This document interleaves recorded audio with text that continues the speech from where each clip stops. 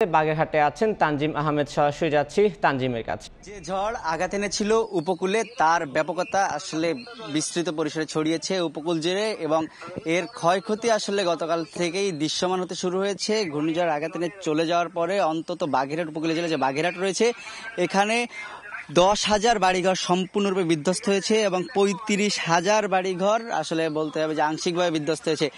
একই সাথে যে মাছের ঘের রয়েছে, বাগেরহাটটি ঘেরের উপর নির্ভরশীল মানুষের জীবিকা, সেই জীবিকার জায়গায় যারা রয়েছেন সেই জীবিকাতেও কিন্তু আসলে বড় একটি প্রভাব পড়েছে। অর্থাৎ জেলা মৎস্য অফিসের তথ্য বলছে অন্তত 22,000 মাছের ঘের ভেসে গেছে। যেহেতু জেলায় 74,000 মাছের ঘেরের মধ্যে 3 ভাগের 1 ভাগ ঘের ভেসে যাওয়াতে এক ধরনের শঙ্কার মধ্যে পড়েছেন উপকূলবাসী যে চাষিরা রয়েছেন। বাগেরহাটের মোংলা, শরণখোলা, মোরেলগঞ্জ সহ বাগেরহাট সদর উপজেলায় বিস্তৃত পরিসরে যে ক্ষতি সেটি ছড়িয়েছে এবং এর ব্যাপকতা আসলে যেহেতু বিভিন্ন নিম্ন অঞ্চল প্লাবিত হতে সেই সব জায়গা থেকে কিন্তু পানি নামতে পারেনি। আমরা বাগেরহাট সদর উপজেলাতে একটি গ্রামে এখন রয়েছি, সেই গ্রামটি আসলে প্লাবিত হয়েছে পানিতে এবং এর মধ্যে যে রাস্তাঘাটগুলো ছিল সেই রাস্তাঘাটেও কিন্তু আসলে পানি উঠে গেছে।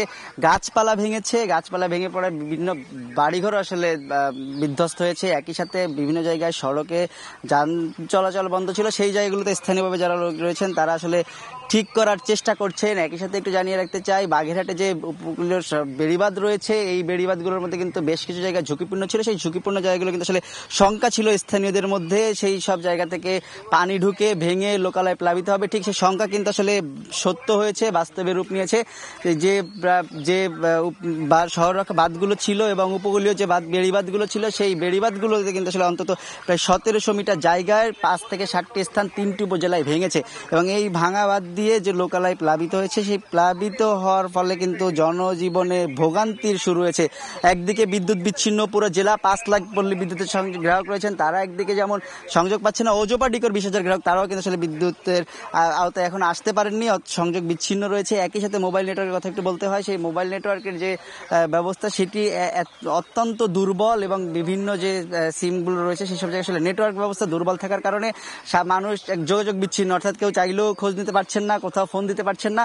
তাদের কিন্তু আসলে সেই আদি যুগের যে প্রাকৃতিক ব্যবস্থা তার উপর নির্ভর করতে হচ্ছে। তবে এর মধ্যে আসলে এই যে পানি জোয়ার যেহেতু 5 থেকে 6 ফুট উঁচু মাত্রার জোয়ার ছিল, একদিকে ঘূর্ণিঝড়ের প্রভাব, একই সাথে জোয়ারের সময় ঘূর্ণিঝড়ের আঘাত হানা, সেই সাথে প্রবল বৃষ্টি, প্রবল বাতাস, সবকিছু মিলিয়ে আসলে কিন্তু এক ধরনের দুর্যোগকালীন যে অবস্থা সেটি আবার চাক্ষুষ করলো বাগেরহাটের উপকূলবাসী। তারা আসলে দেখে যেটা কি ধরনের আঘাত এনেছে। যেহেতু রাতের আধারে জোয়ার ছিল, সেই একই সময় আঘাত আনার ফলে এখানে কিন্তু বিস্তর ক্ষতি হয়েছে বলতে হবে উপকূলীয় জেলা বাগেরহাট। শুধু বাগেরহাট নয়, বাগেরহাট, খুলনা, সাতক্ষীরা সব জায়গাতে কিন্তু এই ধরনের ক্ষয়ক্ষতি হয়েছে। অর্থাৎ যে বেড়িবাঁধ ছিল খুলনা, বাগেরহাট, সাতক্ষীরার যে বিস্তীর্ণ বেড়িবাঁধ রয়েছে সেই বেড়িবাঁধগুলোর কথা বলতে গেলে 2006 কিলোমিটার বেড়িবাঁধ, এর মধ্যে অন্তত 51 কিলোমিটার বেড়িবাঁধ ক্ষতিগ্রস্ত হয়েছে। এইসব জায়গায় বিস্তীর্ণ মাছের ঘের ভেসে গেছে, ঘরবাড়ি বিধ্বস্ত হয়েছে, লক্ষাধিক ঘরবাড়ি, সবকিছু মিলিয়ে উপকূলীয় জেলায় কিন্তু এক ধরনের বিভৎস অবস্থা বলতে হবে। এতক্ষণ সরাসরি যুক্ত ছিলাম বাগেরহাটে।